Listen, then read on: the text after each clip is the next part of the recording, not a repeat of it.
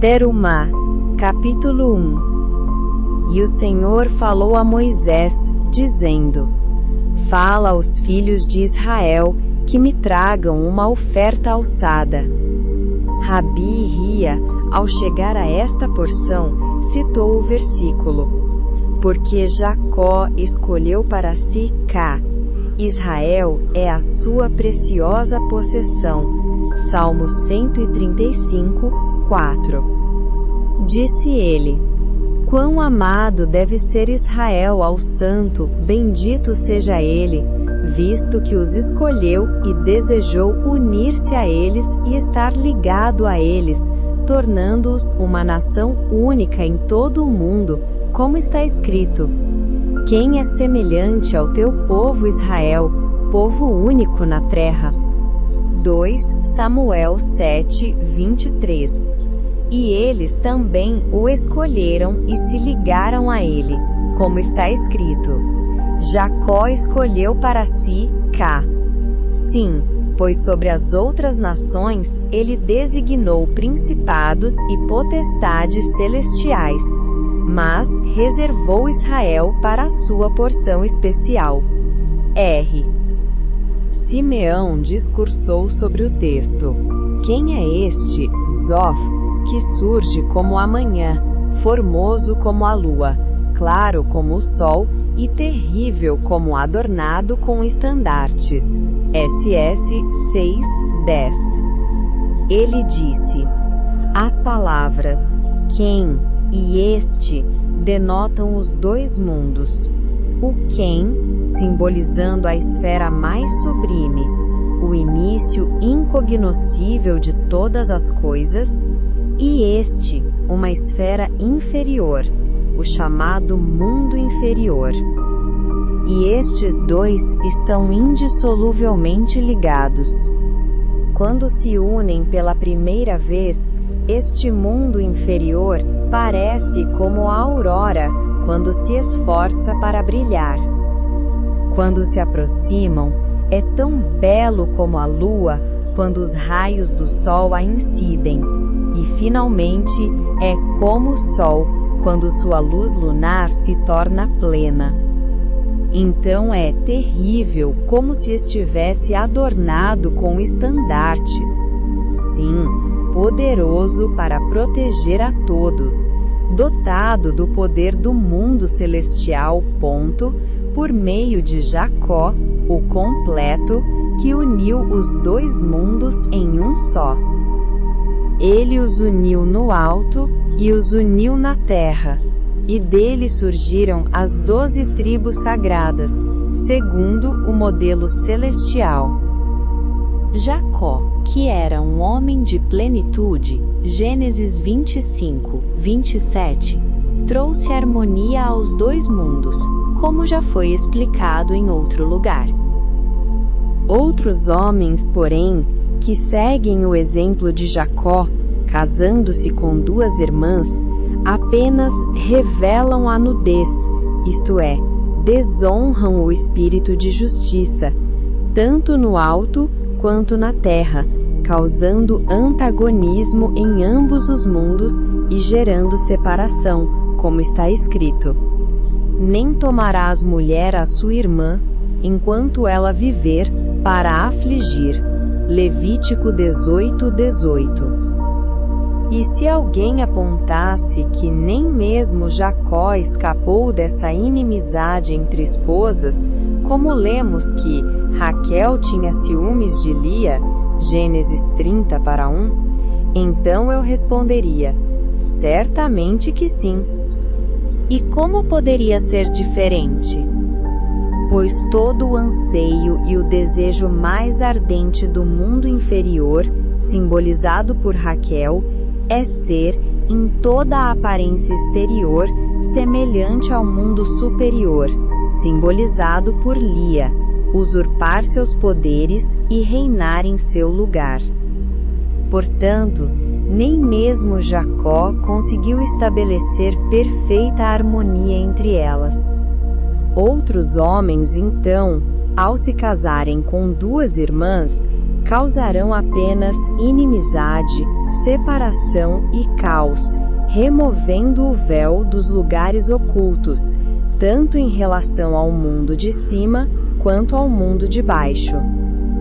Quem e esta são chamadas de irmãs, porque estão unidas em amor e afeição fraternal.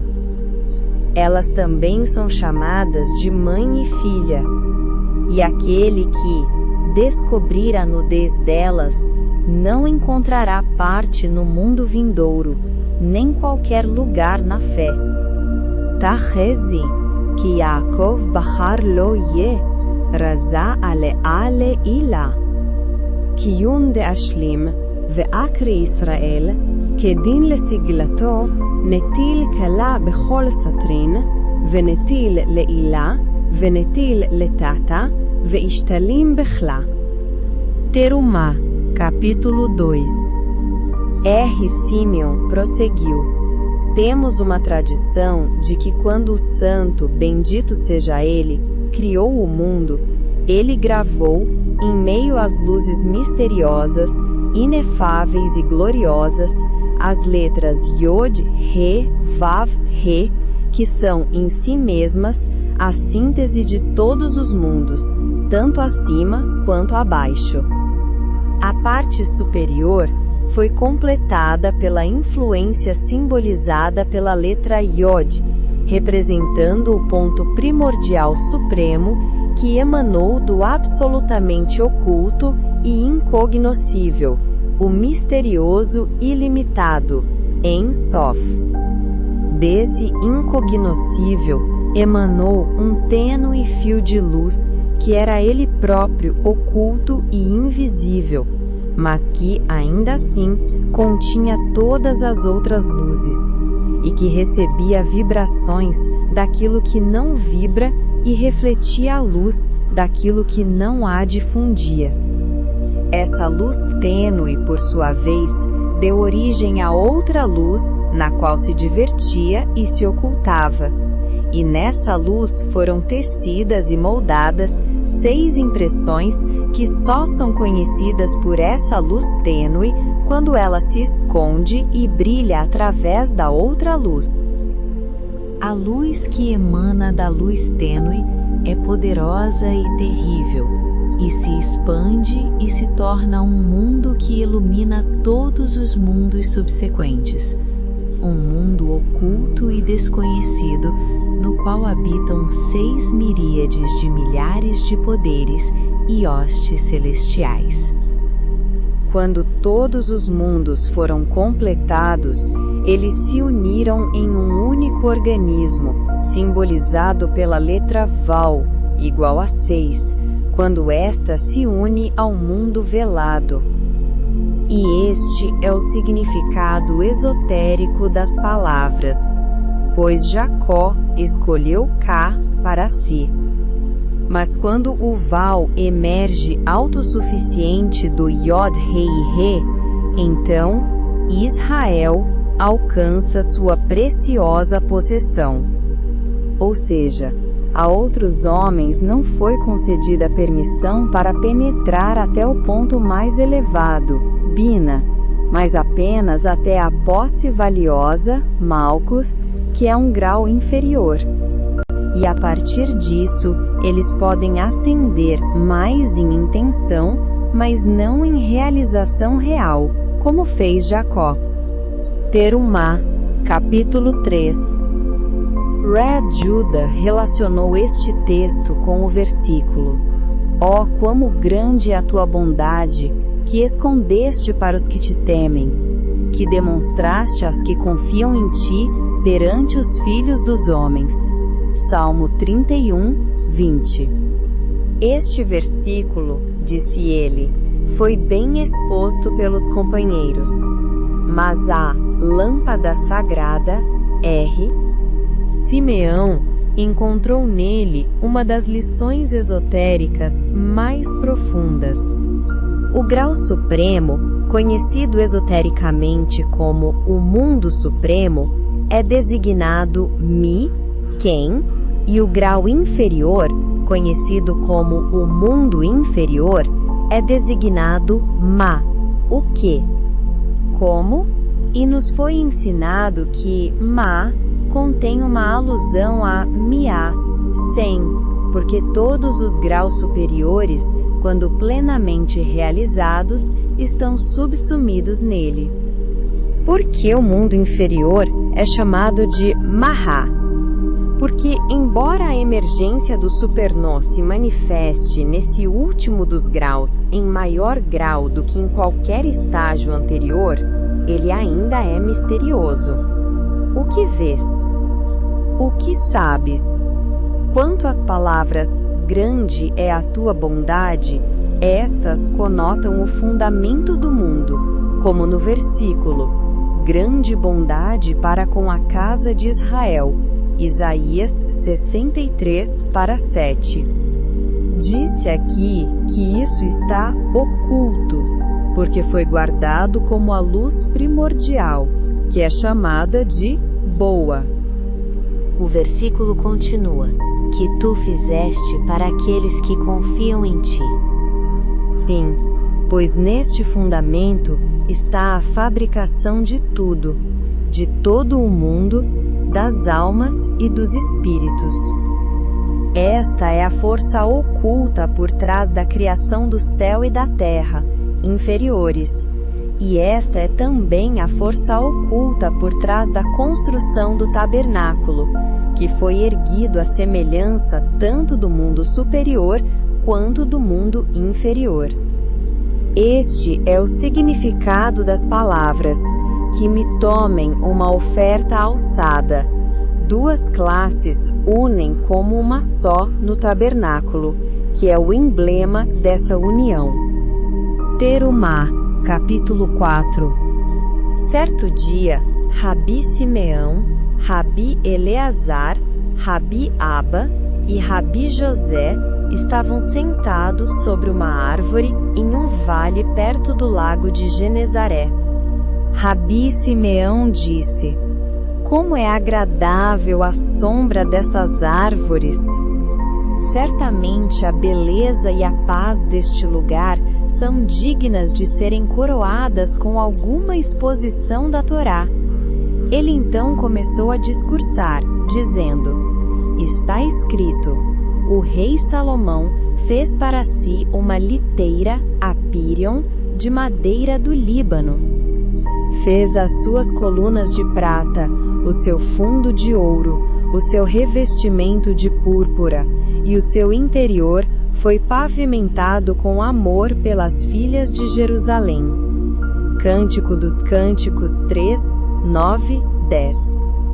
Interpretamos este versículo da seguinte forma: a Pirion simboliza o palácio abaixo, que é formado à semelhança do palácio acima. Este, o santo, bendito seja ele, chama de Jardim do Éden, pois o criou para satisfazer o seu próprio desejo ardente de comunhão alegre e contínua com as almas dos justos que ali habitam, estas almas que não têm corpos neste mundo. Todas estas ascendem e são coroadas naquele lugar de perfeita alegria, e cada uma tem o seu lugar designado, de onde podem contemplar a beleza do Senhor e participar de todas as deliciosas correntes de puro bálsamo, Aparsamon. Este Aparsamon simboliza o palácio supernal oculto, enquanto a Pirion é o palácio abaixo, que não tem permanência até obtê-la do palácio superior. Ma ben ha'i leha'i, ela beshata desatim ve'itganiz beguya, go, nun alef nekuda.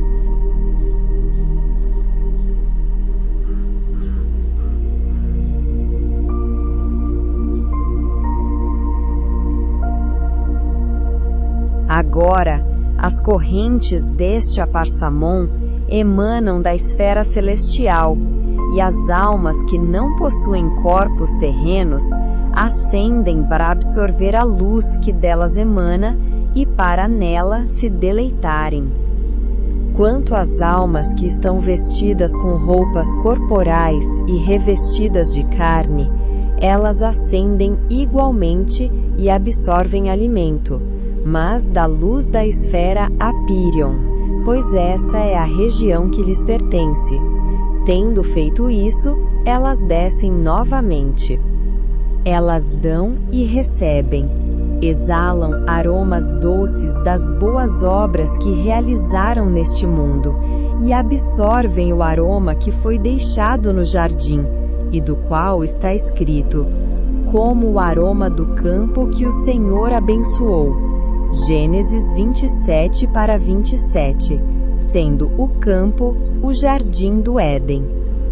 E neste jardim todas as almas aparecem, tanto as que habitam corpos terrenos, quanto as cuja única existência e alegria estão no mundo celestial. O versículo prossegue: o rei Salomão o fez, isto é, ele o fez para a sua própria glória. Se perguntardes, mas as almas dos justos não compartilham da alegria com ele? Eu diria, com toda certeza, pois a sua alegria seria como nada sem elas, visto que ter prazer na companhia delas é a própria essência do seu desejo e deleite. O termo Rei Salomão refere-se ao rei a quem pertence a paz, ou seja, o Rei Supremo. E o termo rei, por si só, refere-se ao Rei Messias. As árvores do Líbano denota aquelas árvores que o santo arrancou e plantou em outro lugar, como está escrito: os cedros do Líbano que ele plantou. Salmo 104:16. Dessas árvores foi construído o apioma. Terumá, capítulo 5. E o que são essas árvores, as árvores do Líbano? São os 6 dias primordiais da criação. Ora, cada um desses dias desempenha, neste apírio, função que lhe foi atribuída. Pela primeira ordenação, a luz primordial, que posteriormente foi armazenada, foi retirada do lado direito e trazida para o apírio por meio de uma certa fundamento, e desempenhou sua função ali. Depois, o apírio produziu uma imagem à semelhança daquela luz original, como indicam as palavras: haja luz e houve luz. Gênesis 1:3. Sendo a repetição da palavra luz indicativa de que a primeira luz gerou outra luz. Este foi o primeiro dia das árvores do Líbano. Pela segunda ordenação, a partir do lado esquerdo, foi traçada a divisão das águas através do golpe de um fogo poderoso, que entrou neste apiro e ali desempenhou sua função, dividindo as águas entre o lado direito e o lado esquerdo. E depois, o apiro produziu uma imagem à sua semelhança. Este foi o segundo dia das árvores do Líbano. Pela terceira ordenação, foi extraído da esfera do centro e do lado direito um certo terceiro dia que trouxe paz ao mundo e do qual derivaram as sementes de todas as coisas. Este desempenhou sua função no Apiroion e deu origem a diversas espécies, ervas, gramíneas e árvores. Sua semelhança foi deixada ali, e o Apiperonion gerou espécies semelhantes, e este foi o terceiro dia das árvores do Líbano. Pela quarta ordem, a luz do sol foi acesa para iluminar a escuridão do apiromaníaco, e entrou nele para dar luz, mas não cumpriu sua função até o quinto dia. O apiromaníaco produziu a sua semelhança, e este foi o 4º dia daquelas árvores do Líbano. Pela 5ª ordenação, houve um certo movimento nas águas que se esforçou para trazer à luz a ordenação do 4º dia, e cumpriu sua função no Apíroma e produziu diversas espécies. E tudo permaneceu em suspenso até o 6º dia, quando o Apíroma produziu tudo o que estava armazenado nele, como está escrito: produza a terra seres viventes segundo a sua espécie, etc.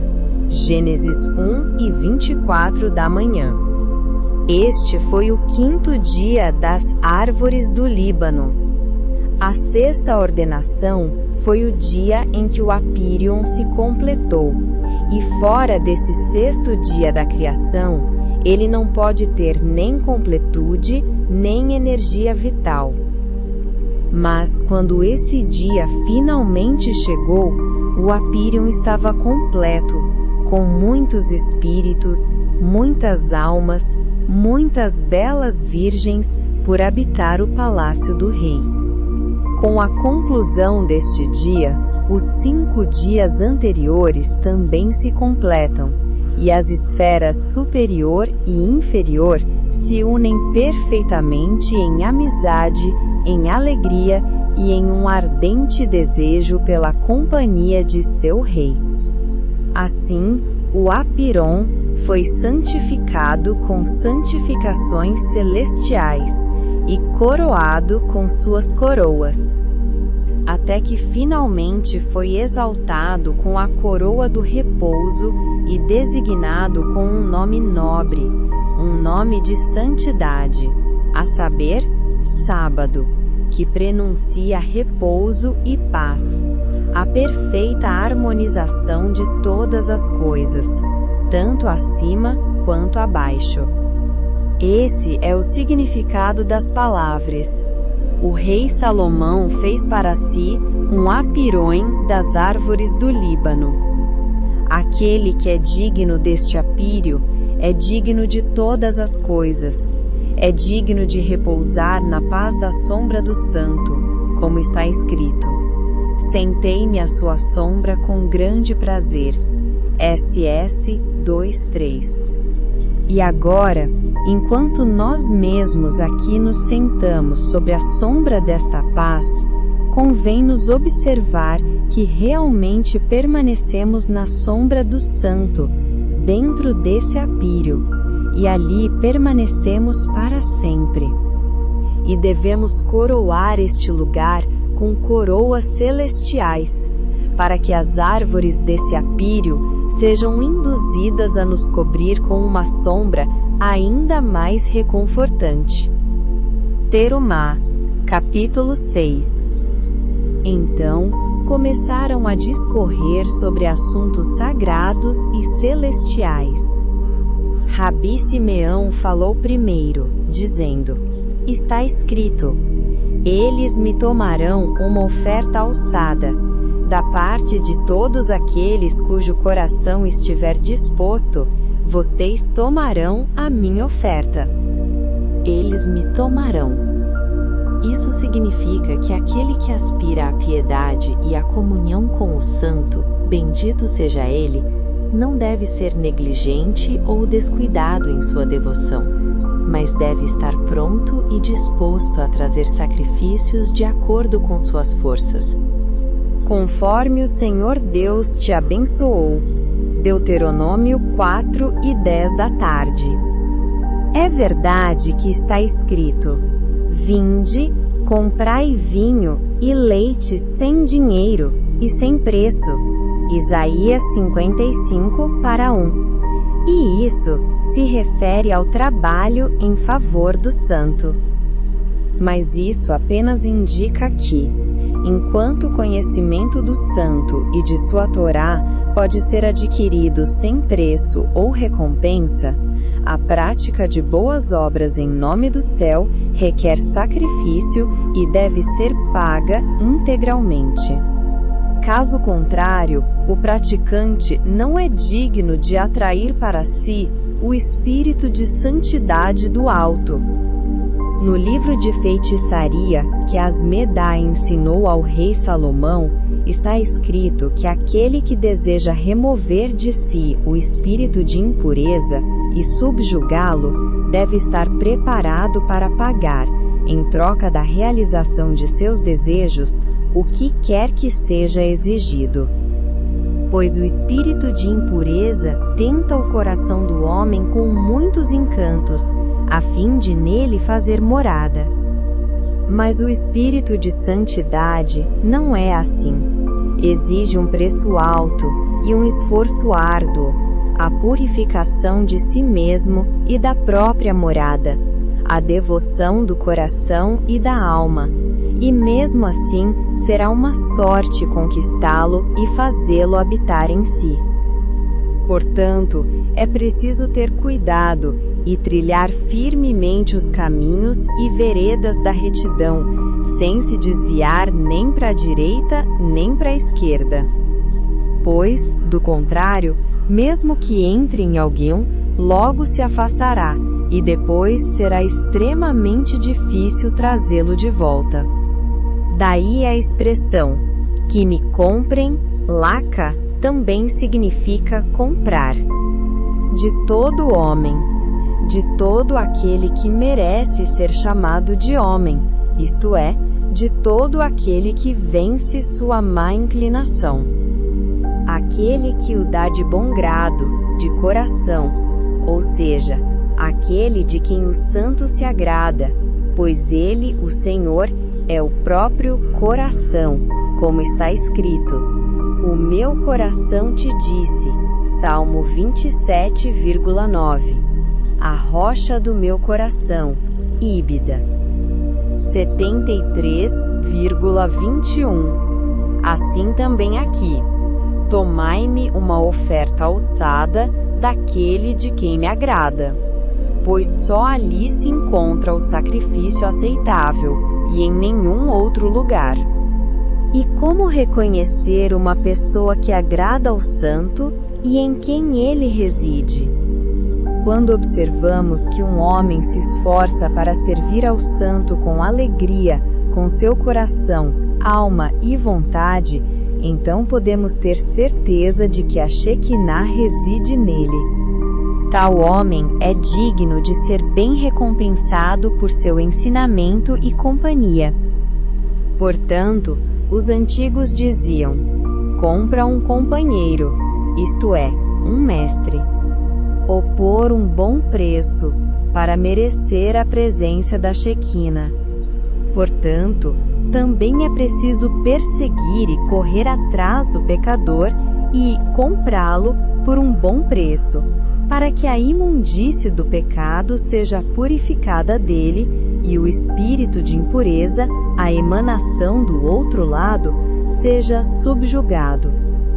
Aquele que consegue redimir tal pecador pode, com justiça, considerar-se o Criador da alma renovada e vivificada, e tal ato é o maior louvor a Deus imaginável, e exalta a glória do Santo, bendito seja Ele, mais do que qualquer outra circunstância ou feito imaginável. Por quê?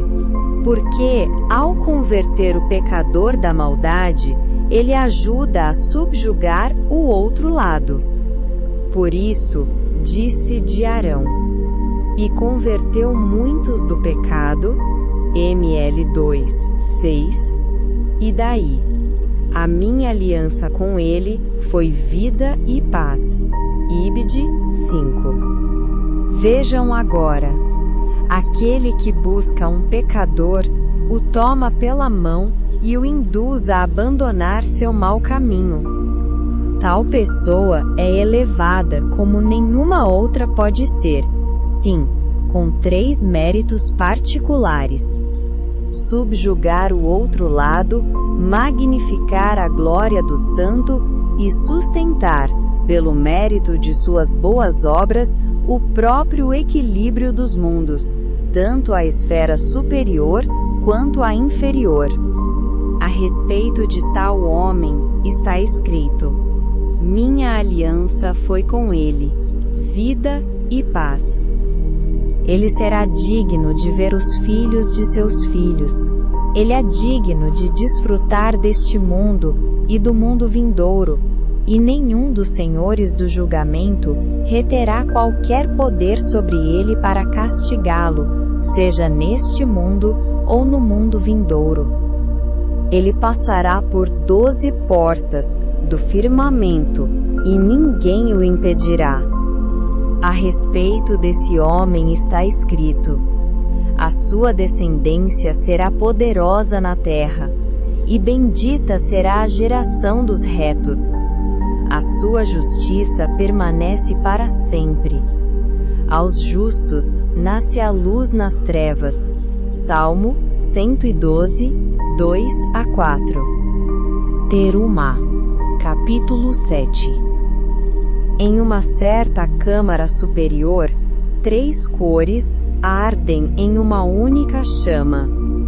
A chama emana do sul, que é ao lado direito. As 3 cores misteriosas que compõem essa chama seguem 3 direções distintas. Uma sobe, uma desce e a terceira oscila, aparecendo e desaparecendo conforme a luz do sol. A cor que acende é a primeira a aparecer.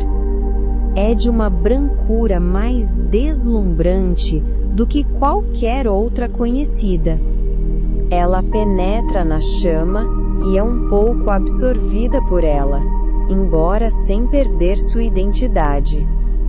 Repousa sobre o topo daquela câmara. E quando os israelitas entram nas sinagogas e oram, assim que chegam ao final da oração da Geulá, redenção, ou seja, as palavras: bendito sejas tu, ó Senhor, que redimes Israel, e passam diretamente para a oração da Amidá, a cor branca e translúcida desce sobre o topo da câmara e tece uma coroa das orações do povo. E um arauto se levanta nas cortes celestiais e proclama: bem-aventurados sois vós, povo santo, porque fazeis o bem, Tob, perante a face do santo, bendito seja ele. Este é o significado intrínseco das palavras: fiz o que é bom aos teus olhos. Isaías 38:3. Ou seja, que o rei Ezequias conectou, por meio de suas devoções, redenção com oração. Pois quando o povo em oração alcança as palavras, louvores ao Deus Supremo, no último hino antes das 18 bênçãos, e o brilho branco repousa, como dissemos, sobre o topo daquela câmara. O Tzadik se inspira para se unir ao lugar apropriado em amor e alegria. E todos os membros se unem como um só em um único desejo, os superiores com os inferiores, e todas as luzes celestiais cintilam e brilham com o fogo divino supremo, e todos se unem neste justo que é designado bom, como está escrito: dizei ao justo que ele é bom. Isaías 3:10 da manhã. E ele os une a todos no silêncio da alegria perfeita e em beijos de amizade, e tudo se une na câmara.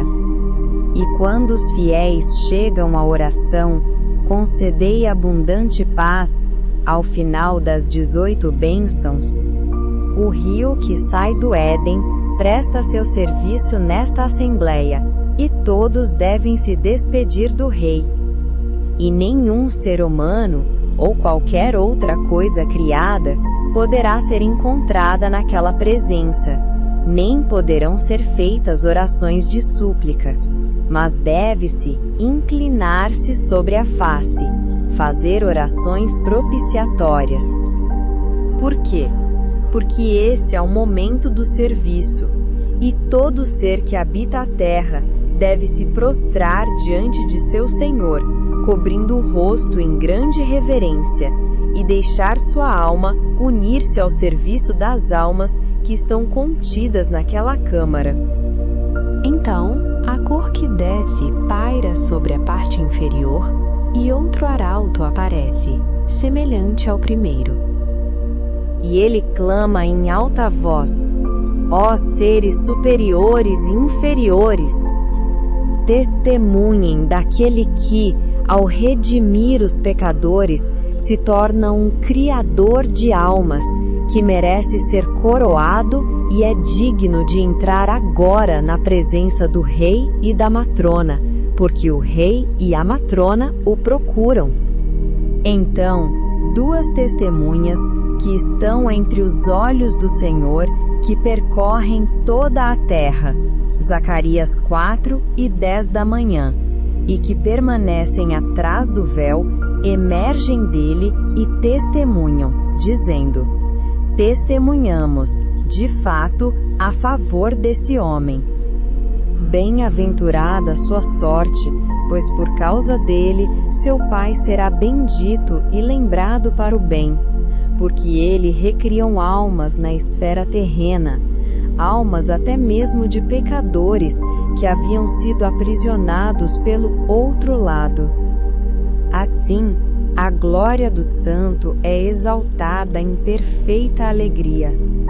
Então, aparece um anjo, o guardião das figuras celestiais dos justos, cujo nome é Yehudiã, por causa de sua função sobre o povo dos judeus, e ele é coroado com uma coroa na qual está gravado o santo nome.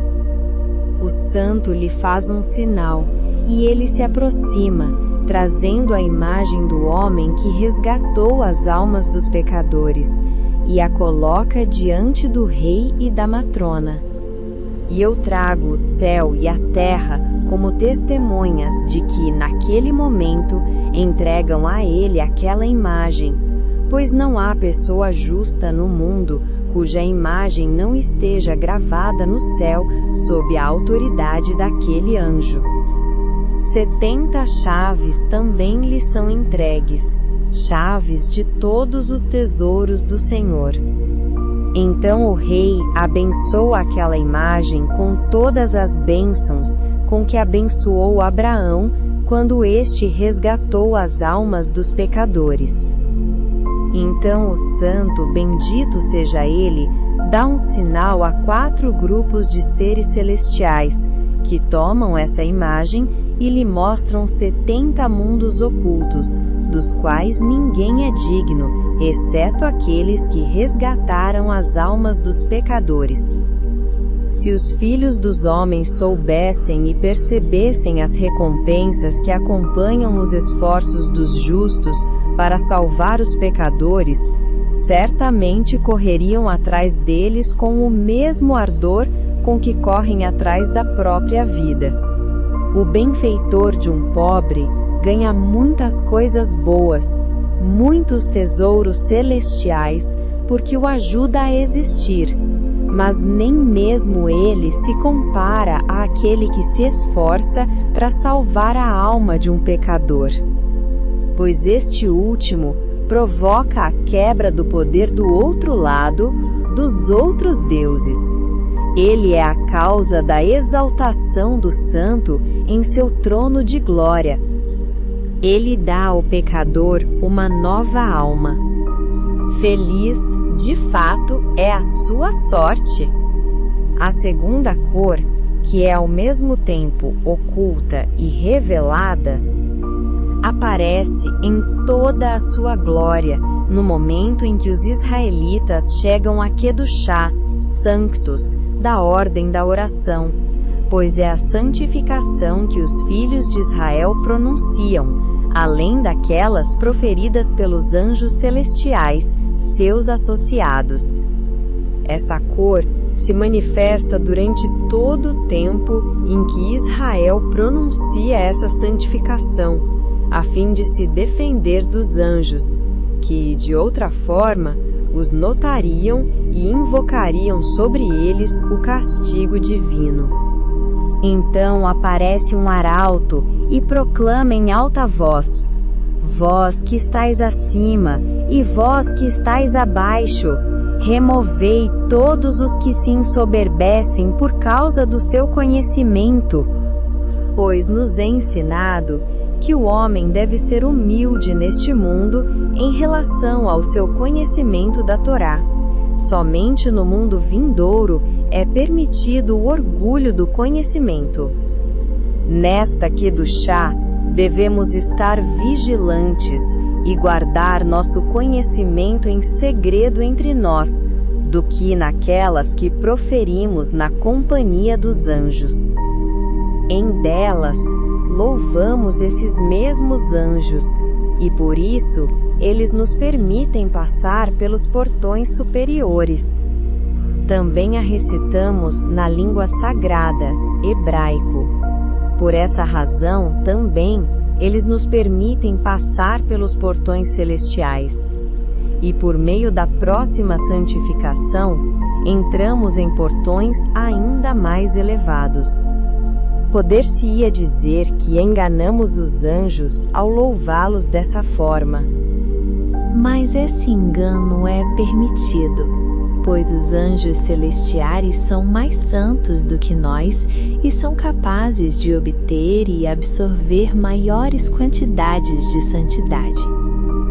Se não tivéssemos uma santificação adicional, seríamos incapazes de nos associar a eles em qualquer comunhão ou celebração de louvor, e a glória do Santo, bendito seja Ele, seria impedida de se manifestar plenamente em todas as esferas, superiores e inferiores, simultaneamente. Portanto, esforçamo-nos para nos tornarmos seus associados, para que a glória do Santo, bendito seja Ele, seja exaltada em todas as esferas. A Kedushá que vem no final em aramaico, e esta pode ser recitada até mesmo individualmente, isto é, em particular, mas as palavras hebraicas da Kedushá propriamente dita, que está em hebraico, só podem ser recitadas em uma congregação de 10 pessoas ou mais. Porque a Shekinah se une à língua sagrada, e todas as santificações com as quais a Shekinah está ligada só podem ser proferidas na presença de pelo menos 10 pessoas, pois está escrito: E serei santificada no meio dos filhos de Israel. Levítico 22, 32. O termo filhos de Israel implica ainda que tal santificação deve ser na língua sagrada, que é a de Israel, visto que as outras nações falam outras línguas. Pode-se objetar: por que então o Kadish, que é em aramaico, deve ser recitado apenas na presença de 10 pessoas?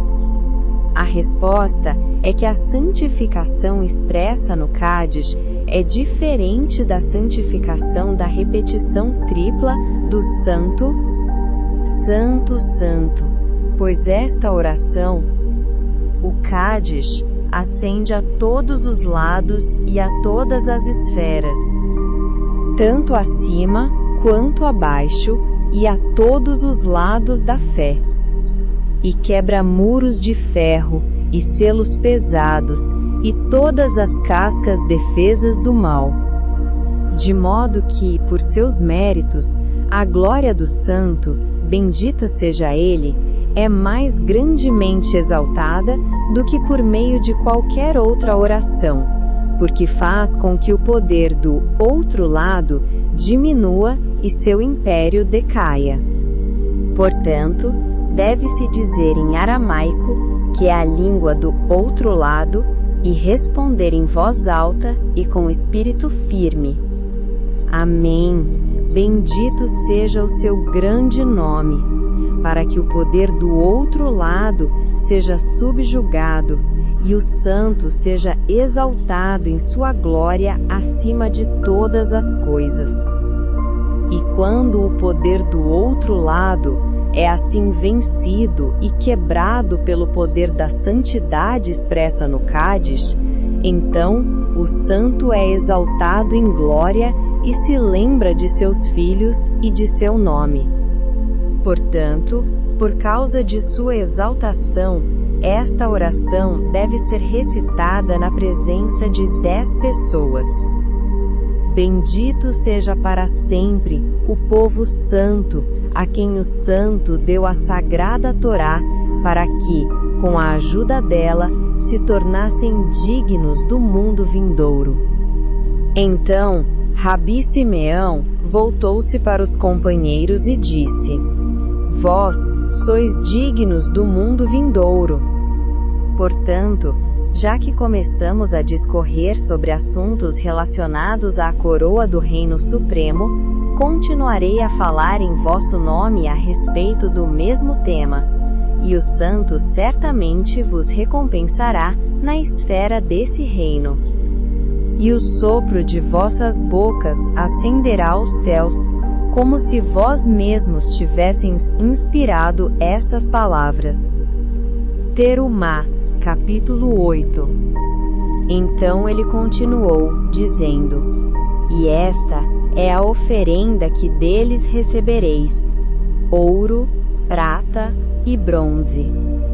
Este versículo se aplica tanto ao lado superior, o lado da santidade, quanto ao inferior, o outro lado. Observe que, quando o santo criou o mundo, ele começou a criar a partir do lado da prata, isto é, da misericórdia, que é o lado direito, porque essa prata estava acima. Mas na obra do tabernáculo, que foi construído segundo seu protótipo, o universo, ele começou sua criação a partir do lado esquerdo e depois prosseguiu para o lado direito, porque o tabernáculo foi construído a partir do lado esquerdo. Terumá, capítulo 9. Está escrito: De manhã, à tarde e ao meio-dia orarei e clamarei. Salmo 55:17. Já nos referimos a este versículo em outra ocasião.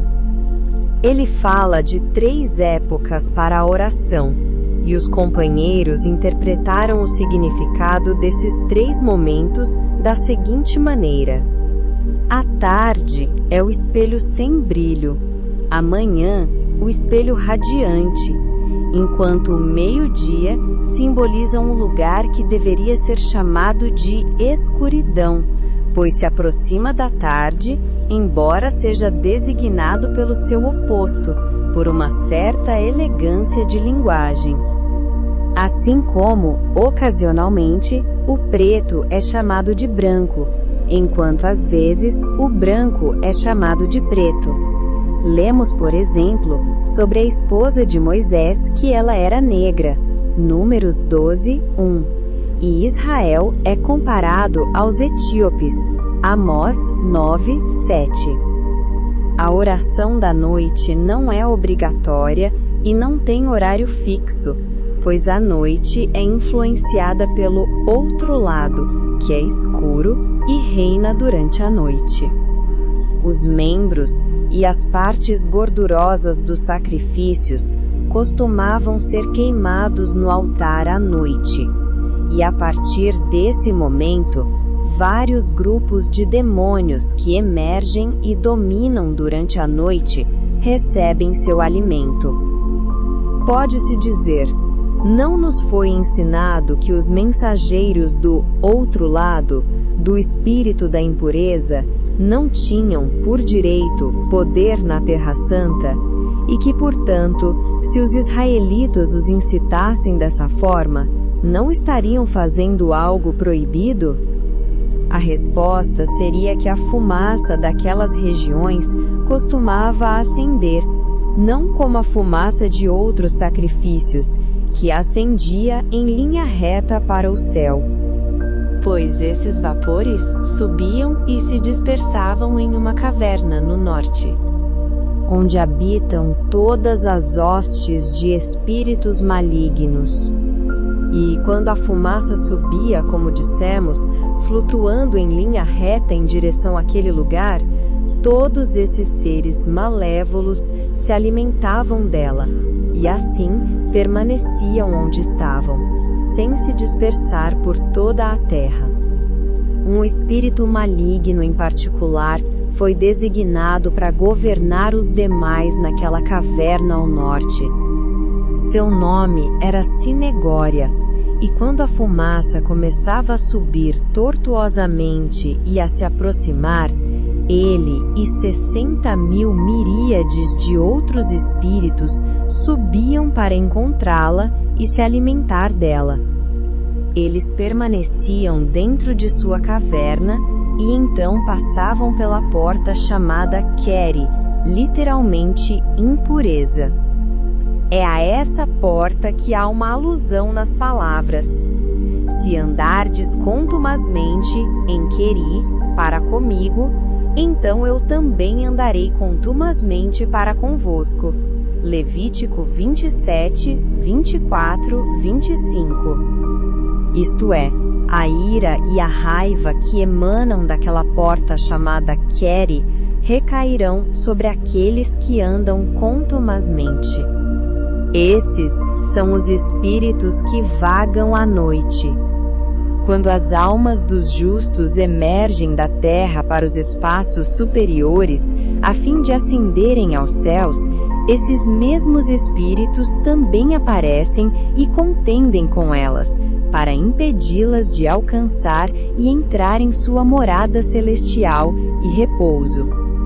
E de fato, barram o caminho a todos, exceto as almas dos supremos santos, que rompem todas as fronteiras e éteres até alcançarem a esfera mais elevada. As hostes demoníacas proferem palavras mentirosas aos filhos dos homens, disfarçando-se em outras formas e seduzindo-os até que se contaminem.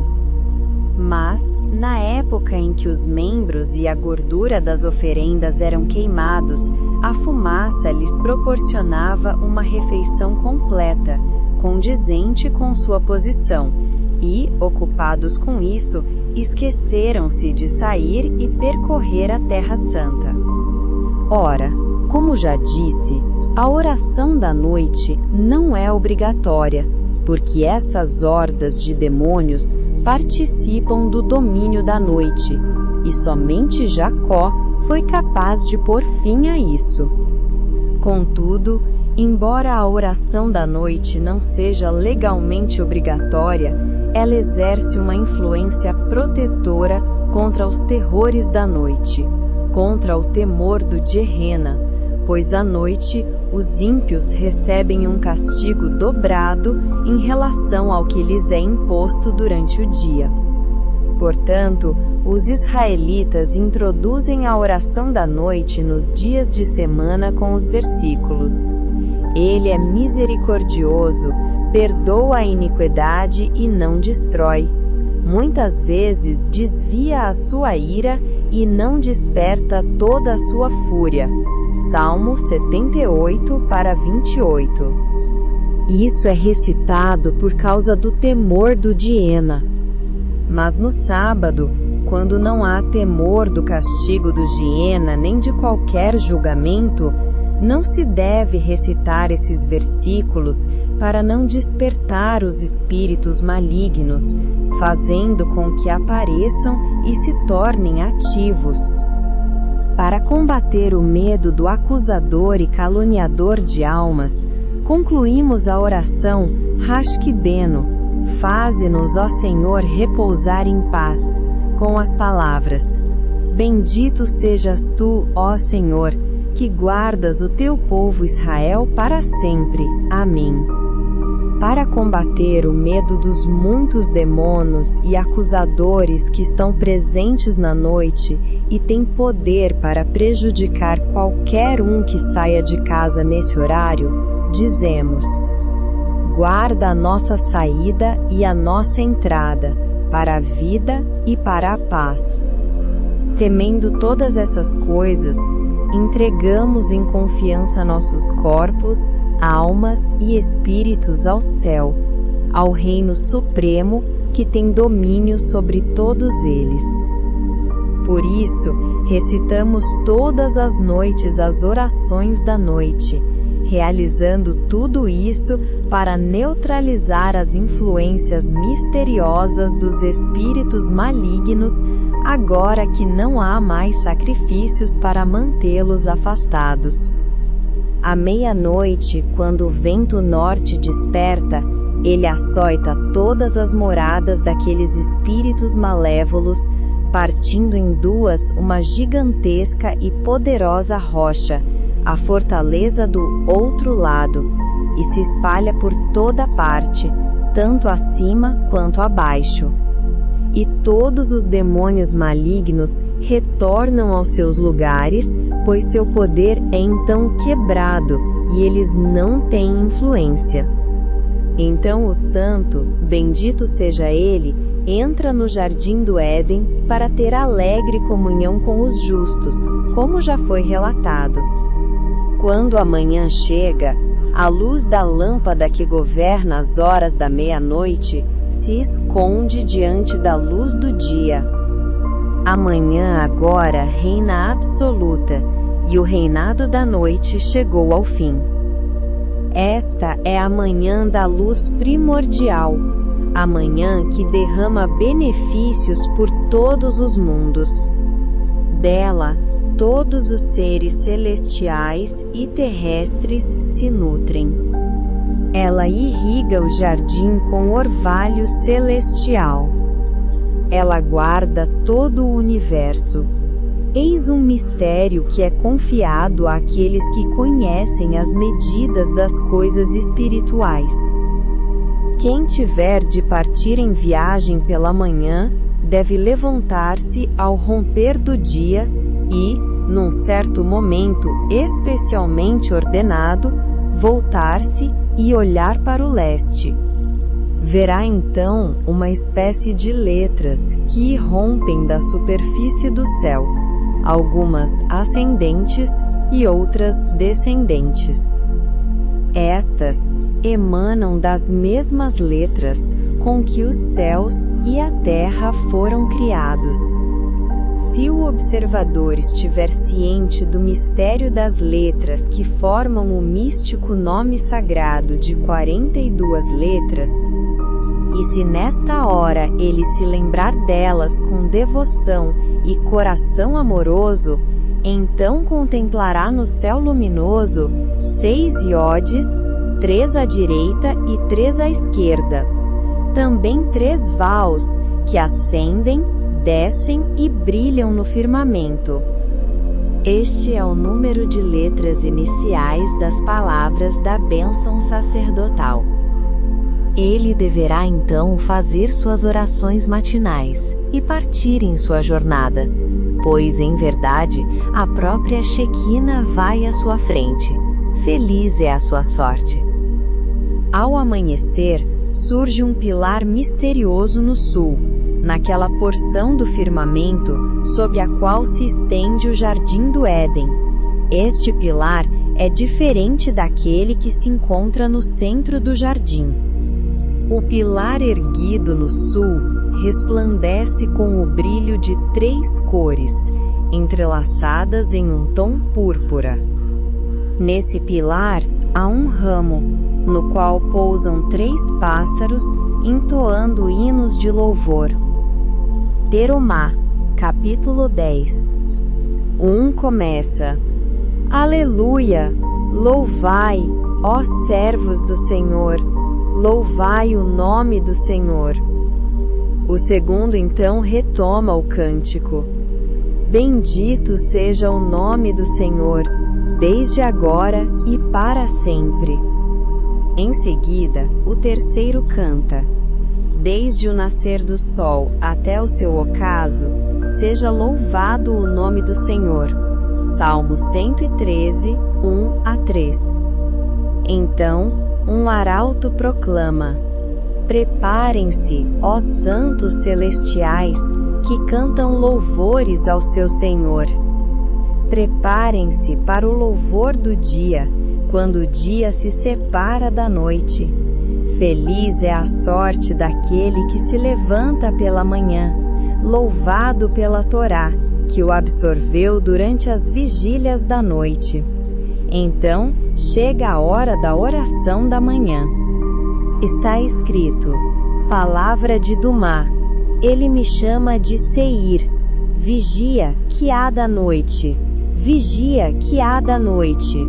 O vigia disse: amanhã vem e também a noite. Se quereis indagar, indagai.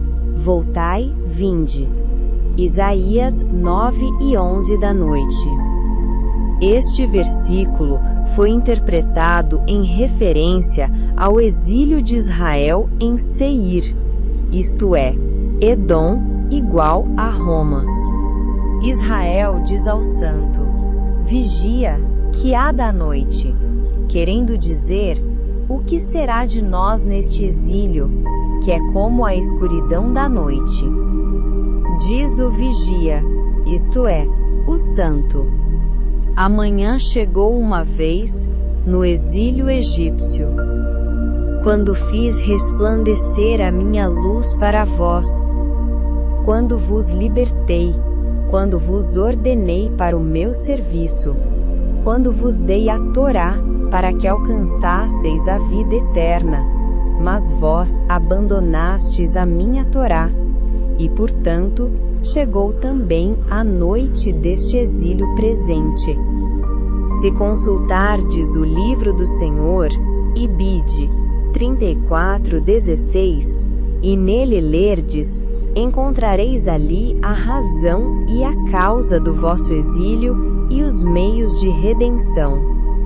Se assim consultardes, o livro vos chamará: voltai com perfeito arrependimento e aproximai-vos de mim. Uma explicação mais esotérica é a seguinte. Primeiro, em relação à palavra fardo, deve-se notar que havia 6 graus na revelação divina aos profetas: aparência, marzé, visão, razão, revelação, rezion, aspecto, razut, palavra e fardo.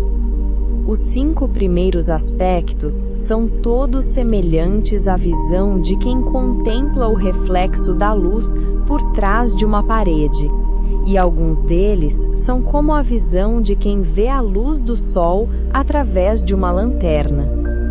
Mas fardo significa que a luz veio com grande dificuldade e foi revelada apenas de forma sutil. Aqui, tratava-se até mesmo de um fardo de silêncio, Duma, para o qual não se encontravam palavras. Ele me chama desde Seir. Não diz quem chama quem, se o santo chama o profeta ou o profeta o santo. Mas não há dúvida de que a profecia alude ao segredo da fé, e de que o profeta fiel está registrando como a voz do objeto místico da fé o chamou, a saber, ele me chama desde Seir. De maneira semelhante, disse em outro lugar, e ele se levantou de Seir para eles. Deuteronômio 33:2. Não para Seir, pois o objeto místico da fé está contido em graus dentro de graus, cada um mais recôndito que o outro. Casca dentro de casca, cérebro dentro de cérebro. Já mencionamos esse fato em relação à visão de Ezequiel.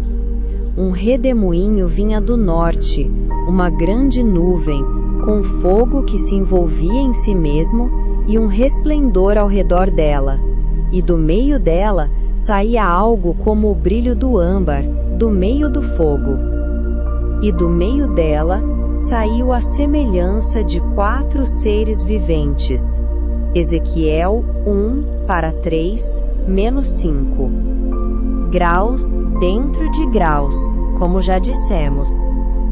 Da mesma forma, o Santo, bendito seja Ele, revelou-se a Israel. Ele veio do Sinai. Este foi o grau mais oculto de revelação. Ele se levantou de Seir e se apresentou a eles. Esta foi uma segunda revelação, mais aberta, a camada mais próxima do intelecto. Ele resplandeceu do Monte Parã. Este foi ainda outro aspecto da revelação. Então diz: ele veio com 10 milhares de seres santos. Cf. Deut. Ibid. Este é o maior louvor, pois, embora ele se tenha revelado em todos esses graus, o início da revelação se deu no lugar que é a raiz de tudo, a saber, os milhares de seres santos, o último grau supremo. Assim, aqui, Seir é o grau que se apega ao mais elevado. O vigia mencionado aqui é Metatron, o governante da noite. Está escrito: vigia, que diz a noite, Leila? Vigia, que diz a noite, Lael? Qual a diferença entre Leila e Lael? São a mesma coisa, apenas em uma parte da noite o outro lado reina e na outra não tem tal domínio. Lael requer guarda, portanto não tem a letra E no final. É a parte inicial da noite antes da meia-noite. A noite, Lael, das vigílias, Êxodo 12. Da meia-noite em diante é Leila, cf. Salmo 139, 16. O vigia, aqui, é Metatron, que disse: amanhã vem, a oração da manhã que governa a noite. Não se deve supor que ela venha por si só, visto que o masculino está tão separado do feminino, pois diz: e também à noite. Não é assim, pois eles estão perpetuamente juntos e nunca se separam. E a voz proclamou isto: amanhã vem, e também à noite. Ambos estão preparados para vós. De agora em diante, se quiserdes orar em súplica diante do Santo Rei, fazei-o. Retornai ao vosso Senhor, e vinde. Assim como um pai se prepara para receber seus filhos pródigos e ter misericórdia deles, o Santo, de manhã e à noite, chama seus filhos, dizendo: vinde. Feliz é o povo santo, cujo Senhor os busca e os chama para virem a Ele. Por causa dessa honra e favor, o povo santo deve se unir e vir à sinagoga. E aquele que chega primeiro se une a Shequiná em um só vínculo. De fato, bem-aventurado é aquele que é encontrado primeiro na sinagoga, pois ele se encontra no grau de justo, junto com a própria Shequiná. Este é o significado intrínseco das palavras: os que me buscam cedo, me acharão. Provérbios 8:17 da manhã. Ele, de fato, alcança um alto grau. Mas, pode-se objetar, fomos ensinados que quando o santo, bendito seja ele, entra em uma sinagoga e encontra menos de 10 homens, ele se ira. Como então podes dizer que aquele que chega primeiro está unido à Shequiná e se encontra no grau de justo? A seguinte parábola explicará o ocorrido.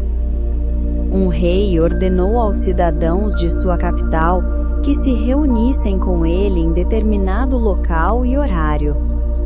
Enquanto os demais ainda se preparavam, um deles apressou-se a apresentar-se no local combinado. O rei chegou e o encontrou à espera. Perguntou-lhe onde estavam os outros cidadãos. O homem respondeu: Meu senhor rei, como vês, cheguei primeiro, mas meus concidadãos estão a caminho, e logo chegarão também, conforme a ordem de vossa majestade. Isso agradou ao rei, que iniciou uma conversa com o homem e tornou-se bastante amigável com ele. Enquanto isso, os outros chegaram, e o rei os recebeu gentilmente e os despediu em paz. Ora, se nenhum homem tivesse sido rápido e prestável em obedecer à ordem de seu senhor e informá-lo da aproximação de seus vizinhos, não teria o rei ficado muito irado? Da mesma forma, quando a Shequina vem e encontra na sinagoga alguém que chegou antes de todos os outros, é para ela como se todos estivessem presentes, pois a Santa Shequina se junta a ele, e juntos esperam que os outros cheguem para que as orações possam começar. Ela se torna íntima dele e o eleva ao grau de justo. Mas, se ninguém tivesse chegado a tempo, ela teria dito: Por que, quando cheguei, não havia ninguém? Isaías 50:2. E observe que não diz: não havia 10 homens, mas nenhum homem, significando: não havia nenhum homem esperando para se unir a mim e se tornar meu companheiro e amigo, para ser um homem de Deus no grau de justo. Além disso, se um dia o homem favorecido estiver ausente, ela fica muito preocupada e faz perguntas sobre ele, como está escrito: Quem dentre vós teme ao Senhor, que obedece à voz do seu servo? Isaías 50:10. Como já apontamos, seu servo é Metatron, que chama os homens de Seir ao arrependimento e à oração. Portanto, como dissemos, aquele que chega cedo à sinagoga merece o grau de justo. Quando amanhece e a congregação se reúne na sinagoga, o culto deve começar com hinos e salmos de Davi. Já deixamos claro que o propósito da liturgia é suscitar misericórdia e bondade, tanto no plano espiritual quanto no espiritual, para gerar atos redentores e despertar a alegria. E esse era o significado essencial do culto levítico, ou seja, despertar o amor e a alegria por meio do cântico e do louvor. Ai daquele que se envolve em conversas de natureza secular na sinagoga, pois causa separação e enfraquece a fé. Ai dele, pois não tem parte no Deus de Israel, visto que, por sua falta de temor diante da presença divina, ele chega a negar a própria realidade dela, desprezando a influência do poder que vem do alto. Pois quando Israel está ocupado cantando salmos e hinos de louvor e orando, 3 grupos de anjos celestiais também se reúnem. Um deles consiste em seres santos que o louvam durante o dia, pois também há aqueles que o louvam à noite, em companhia dos israelitas. O segundo grupo consiste naqueles anjos santos que estão sempre presentes no meio de Israel, em cada sanctus, e que têm domínio sobre todos os seres celestiais que são despertados pelas santificações de Israel aqui na terra. A terceira hoste celestial é composta por aquelas virgens, cuja função é serem servas de honra da Shequina e prepará-la para encontrar o rei. Estes são os grupos supremos de anjos, que se juntam aos adoradores no canto dos salmos do rei Davi. Quando os israelitas terminam de cantar os salmos de Davi, eles cantam o cântico de Moisés, o cântico do mar. Por que os salmos de Davi vêm antes do cântico do mar? A Torá escrita, o Pentateuco, não tem precedência sobre a lei oral e até mesmo sobre os profetas e os escritos, dos quais os salmos fazem parte? A razão é que, devido à sua importância acima de todos os outros hinos, e porque a comunidade de Israel não pode ser aperfeiçoada a não ser por meio da Torá escrita, ele deve ser recitado bem próximo à oração feita quando se está sentado. Na hora em que o cântico do mar é recitado, a comunidade de Israel é coroada com a coroa com a qual o santo, no tempo vindouro, coroará o rei Messias. Essa coroa está gravada com nomes sagrados, os mesmos nomes que brilharam como coroas de fogo sobre a cabeça do próprio santo no dia em que Israel atravessou o Mar Vermelho e Faraó e seus exércitos se afogaram. Portanto, esse cântico deve ser recitado com especial devoção, e aquele que for capaz de recitar este hino neste mundo será considerado digno de contemplar o Rei Messias na hora de sua coroação e de cantar então este cântico de redenção. Tudo isso é indiscutível. Quando se chega ao hino Ishtabá, o santo toma esta coroa e a coloca diante de si, e a comunidade de Israel se prepara para encontrar seu rei. Ela deve ser acompanhada pelos 13 atributos da divina misericórdia, com os quais é abençoada. Estes são os 13 aspectos do louvor, enumerados durante o hino: cântico, louvor, hino e salmo, força e domínio, vitória, poder e grandeza, adoração e glória, santidade. Estes juntos somam 12, e a estes se acrescenta Malkut, soberania, que é o 13º, e cuja função é unir todos os demais em um só vínculo, pois ela, a soberania, recebe bênçãos dos outros. Por causa disso, o adorador deve concentrar toda a sua mente nesses 13 atributos e ter cuidado para não perturbar sua sagrada unidade conversando nas entrelinhas do hino. Qualquer um que perturbe essa unidade com palavras seculares fará surgir uma chama debaixo das asas dos querubins, que clama com voz poderosa: eis um homem que interrompeu o louvor da majestade do santo. Que ele próprio seja interrompido, para que não contemple a gloriosa majestade do santo rei, como está escrito: e não vê a majestade do Senhor. Isaías 26:10. Pois esses 13 atributos são a majestade do Senhor. A partir de então, ele é o Deus a quem se devem ações de graças, parte do hino acima.